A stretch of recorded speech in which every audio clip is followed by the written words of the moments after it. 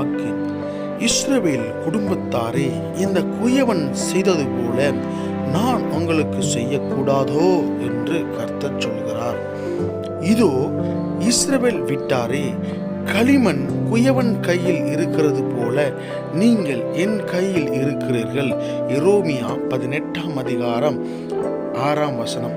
ஆம், எனக்கு பிரியமான என் அன்பு தேவஜனமே, ஆண்டவராகிய இயேசு கிறிஸ்துவின் நாமத்தில் இந்த காலை வேளையில் உங்களை சந்திப்பதில் நான் மிக்க மகிழ்ச்சி அடைகிறேன்.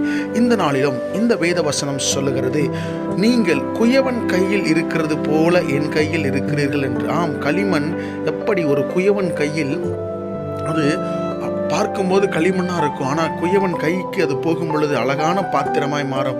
அதுபோல நாமும் இன்னைக்கு ஒரு மண் போல இருந்தாலும் ஆண்டவருடைய கைக்கு அழகாய் ஆண்டவர் நம்மை வடிவமைக்கிறார். பிரியமானவர்களே, அவர் கையில் நாம் இருக்கிறோம். ஆமென்.